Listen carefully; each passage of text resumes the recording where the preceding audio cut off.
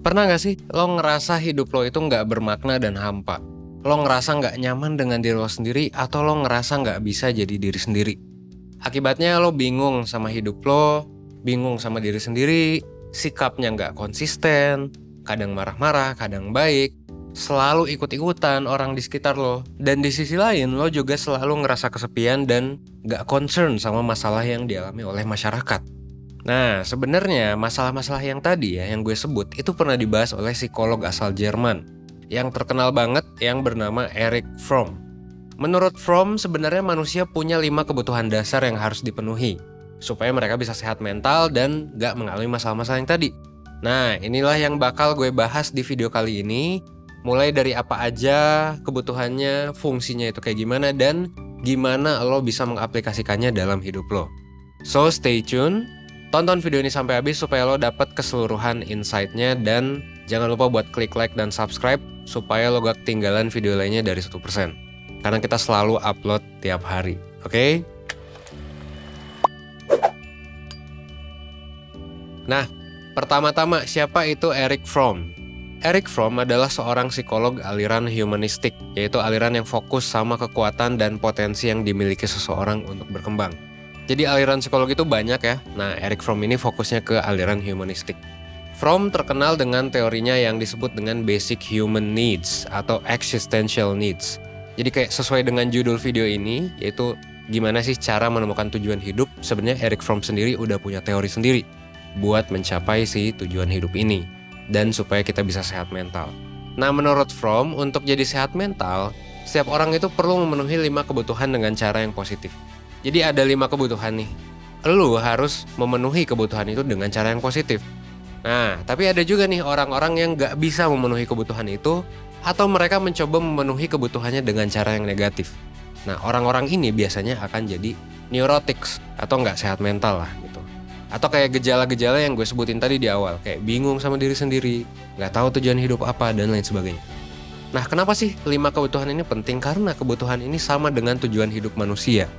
Biasanya kalau gak bisa ditemukan ya mereka gak akan bisa menemukan makna dari hidup mereka dan hidupnya akan ngerasa hampa. Nah, terus apa aja nih yang dimaksud dengan kebutuhan dasar manusia kalau menurut Erich Fromm? Nah, ada 5 kebutuhan dasar dan untuk setiap kebutuhan masing-masing ada cara buat mencapainya. Jadi kayak yang tadi udah sempat gue bahas, tiap needs itu, tiap kebutuhan bisa dicapai dengan cara yang satu negatif atau yang kedua bisa positif gitu. Nah, kebutuhannya apa aja? Ini adalah yang pertama. Pertama, relatedness, yaitu kebutuhan untuk menjalin hubungan dengan orang lain. Ada 3 cara gimana seseorang bisa mencapainya. 2 caranya adalah negatif, yaitu submissive dan power. Sementara cara positifnya adalah dengan love.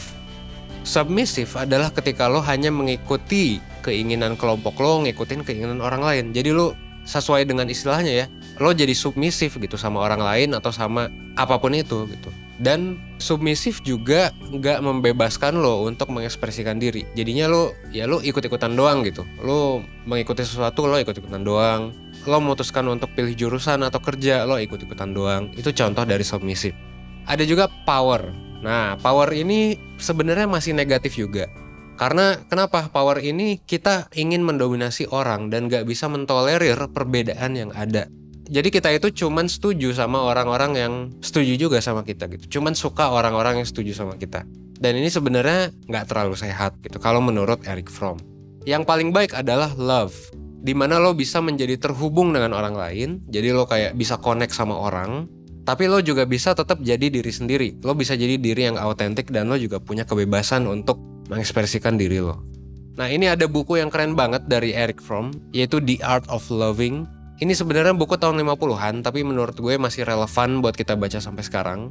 Jadi Fromm itu bilang bahwa ada 4 aspek dalam love. Yaitu pertama care, yaitu ketika lo bersedia ngerawat orang yang lo suka gitu, yang lo cintai. Yang kedua responsibility, yaitu ketika lo mau dan mampu merespons orang yang lo sayang itu dengan baik. Yang ketiga yaitu respect, yaitu ketika lo menghormati mereka tanpa ada keinginan untuk mengubah sesuatu dari mereka. Dan yang keempat adalah knowledge. Knowledge ini adalah ketika lo bisa ngelihat dari sudut pandang orang yang lo sayang. Jadi ini adalah bentuk love dari buku The Art of Loving. Nah, nanti lo baca aja kalau misalnya lo kepo gitu. Mungkin juga nanti kita akan bahas di video selanjutnya tentang buku ini. Oke? Nah, itu yang pertama. Yang kedua adalah transcendence. Ini adalah kebutuhan manusia untuk mencapai pemaknaan akan kebebasan.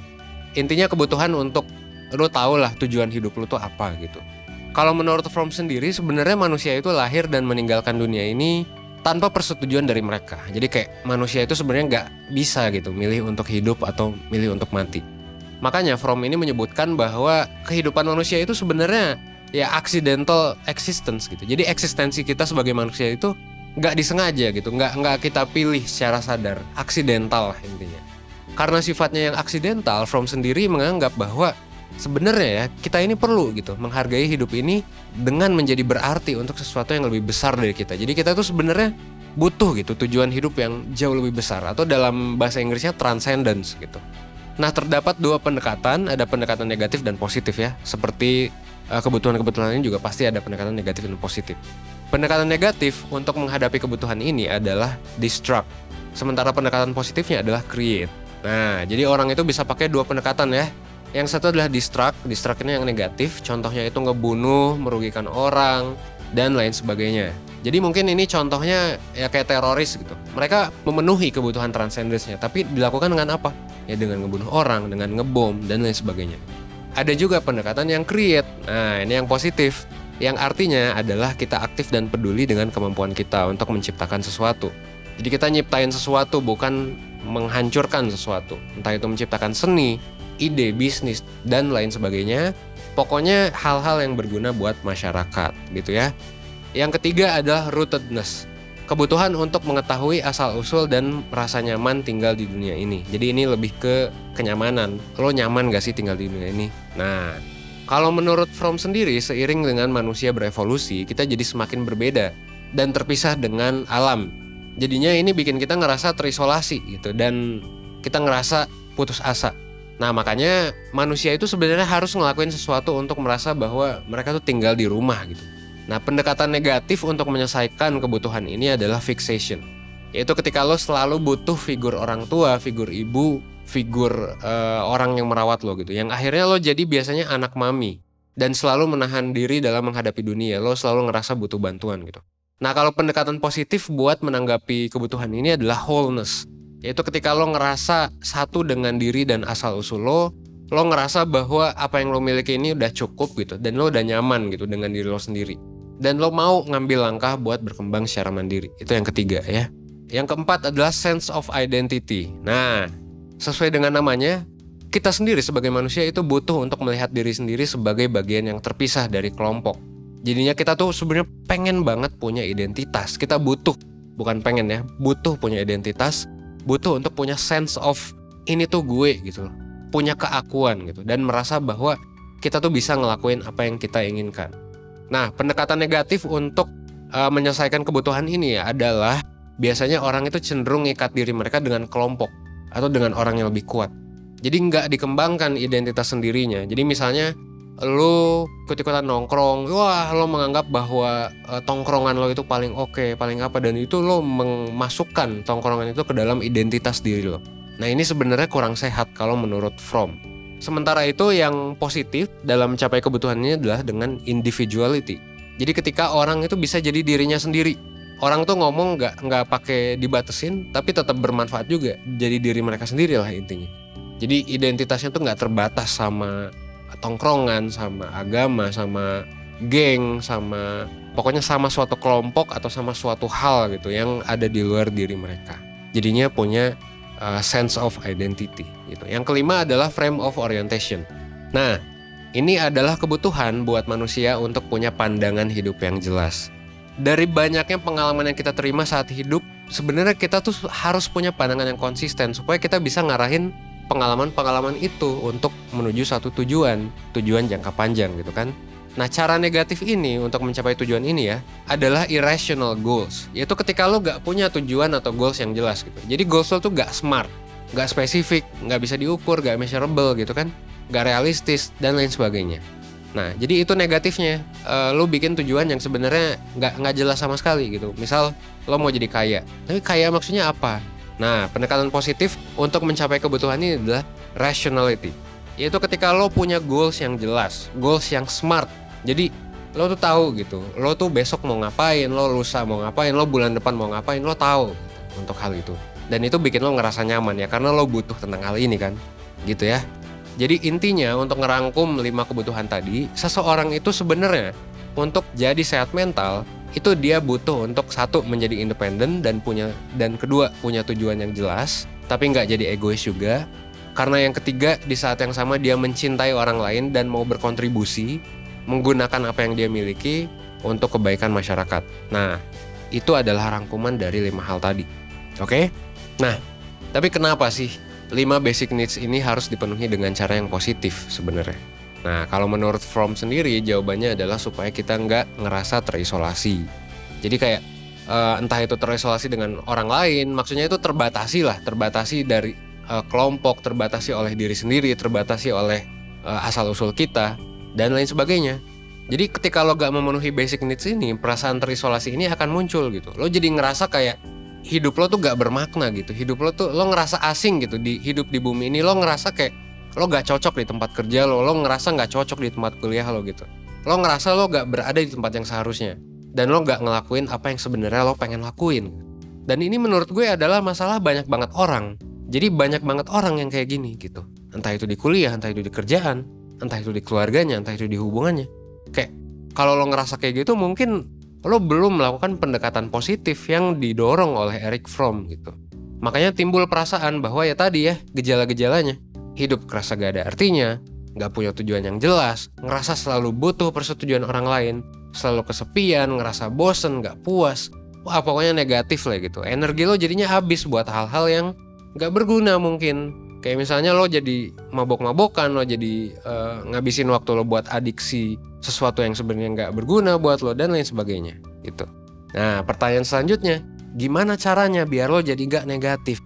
Gimana caranya buat lo untuk mengikuti cara positif yang disampaikan oleh Fromm? Nah, pertama, lo perlu coba untuk mengenali diri lo dengan lebih dalam. Ingat, mengenali diri ini adalah kunci dari semua hal gitu. Untuk dapat berfungsi secara optimal, kita harus kenal dulu sama diri kita sendiri. Ini hal yang paling mendasar. Maksudnya gimana kenal itu? Kenal itu adalah lo sadar, lo paham sama cara kerja diri lo sendiri. Lo tahu kelebihan lo tahu kekurangan lo tahu kepribadian lo kayak gimana. Lo tahu pengalaman lo kayak gimana, lingkungan lo kayak gimana, hubungan lo dengan orang lain, dan perkembangan diri lo. Kenapa kenal ini penting? Karena supaya lo bisa membuat keputusan-keputusan yang tepat. Supaya lo gak salah ngambil jurusan, supaya lo gak salah ngambil kerjaan, supaya lo nyaman sama hubungan lo, supaya lo gak selingkuh gitu dari pacar lo, atau dari istri lo, atau dari suami lo gitu. Intinya kayak gitulah. Lo harus kenal sama diri lo sendiri, lo harus tahu kebutuhan lo apa gitu. Contohnya gini, ini dalam contoh karir ya, misalnya contoh pekerjaan. Misal, lo punya bakat sebenarnya untuk ngomong di depan umum, dan lo tuh suka bekerja dalam tim. Nah, tapi karena lo gak pernah tahu nih, lo gak pernah nyoba untuk mengenali diri lo sendiri, jadinya lo malah ngambil pekerjaan misal yang gak berhubungan sama kelebihan lo itu.